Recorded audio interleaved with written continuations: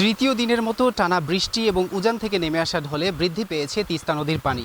শুধু তিস্তাই নয়, চারালকাটা, যমুনেশ্বরী সহ নীলফামারী জেলার যে ছোট বড় নদ নদীগুলো রয়েছে প্রতিটি নদ নদীর পানি বৃদ্ধি পেয়েছে। আর এর ফলে এই অঞ্চলের জনজীবনে নেমে এসেছে চরম দুর্ভোগ।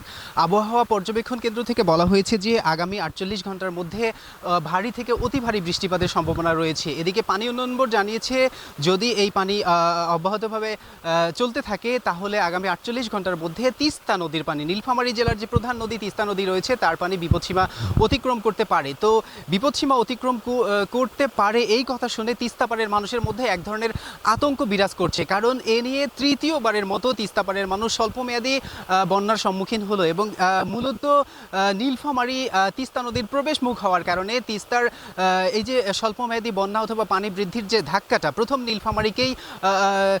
নীলফামারী প্রথম এটার সম্মুখীন হয়। আর আমরা বরাবরই দেখে আসছি যে যখন এই তিস্তা নদীর পানি বৃদ্ধি পায় তখনই প্লাবিত হয় নীলফামারীর নিম্নাঞ্চলগুলো। ডিমলা, জলঢাকা সহ যে 10টি ইউনিয়ন তিস্তা বেষ্টিত রয়েছে এই ইউনিয়নগুলো প্রথমেই প্লাবিত হয় এবং বরাবরই পরবর্তী 24 থেকে 48 ঘন্টার মধ্যেই পানি নিচে নেমে যায়। তো এই যে যখন এই পানি বৃদ্ধি পায় প্লাবিত হয় নিম্নাঞ্চলগুলো এবং যখন এই পানি কমে যায় আবার দেখা দেয় নদী ভাঙন। তো এই যে ভাঙাগড়ার মধ্যেই এক নির্মম বাস্তবতায় যুগের পর যুগ ধরে বসবাস করে আসতে তিস্তা পাড়ের অন্তত 2 কোটি মানুষ। আর তাই এই মানুষগুলোকে যখন আমরা তাদের সমস্যার বিষয়ে কথা বলছিলাম তখন তারা বলছিল যে এই অঞ্চলের মানুষের প্রধান পেশা মূলত কৃষিকাজ এবং গবাদি পশু পালন। তো কৃষিকাজ এখন আসলে তারা আমনের বীজতলা প্রস্তুত করে রেখেছেন আর এই আমনের বীজতলাগুলো বর্তমানে পানির নিচে তলিয়ে রয়েছে। অন্যদিকে গবাদি পশু নিয়েও তারা চরম বিপাকে পড়েছেন, কারণ গবাদি পশুর যে চারণভূমি ঘাসের মাঠগুলো পানির নিচে তলিয়ে গিয়েছে। তো এক প্রকার মানবেতর জীবনযাপন করছে মানুষ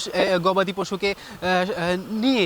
অন্যদিকে আরেকটি দুশ্চিন্তার কথা তারা আমাদেরকে বলছে যে তিস্তা বেষ্টিত যে চলাচলের সড়কগুলো রয়েছে এগুলো আসলে একটু পানি বাড়লেই এগুলো পানির নিচে তলিয়ে যায় এবং পানি কমলেই ভাঙনের শিকার হয় এবং বছরের পর বছর ধরে দীর্ঘস্থায়ী মেরামত না করার কারণে এই বাঁধগুলো হচ্ছে যে নিচু হয়ে গিয়েছে, যে কারণে সামান্য বৃষ্টিতেই পানি নিম্নাঞ্চলে প্রবেশ করে।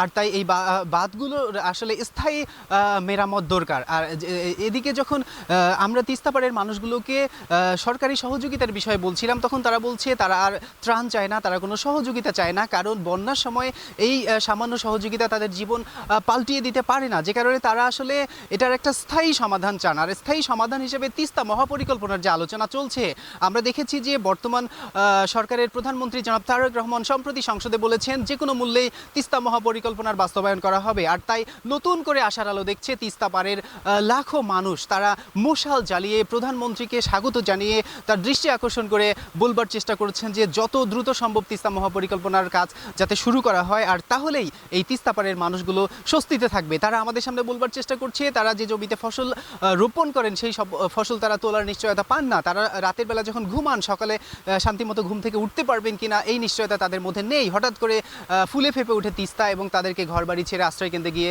ঘুমাতে হয়, যে কারণে তারা আসলে এটার একটা দীর্ঘস্থায়ী সমাধান চান। এজন্য তারা বলছেন যত দ্রুত সম্ভব তিস্তা মহাপরিকল্পনার বাস্তবায়ন। তো নীলফামারী জেলার বিভিন্ন নদ নদীর পানি বৃদ্ধির কারণে এই অঞ্চলের মানুষের জীবনে যে জনদুর্ভোগ নেমে এসেছে সেখান থেকে এই ছিল আমার কাছে সর্বশেষ খবর।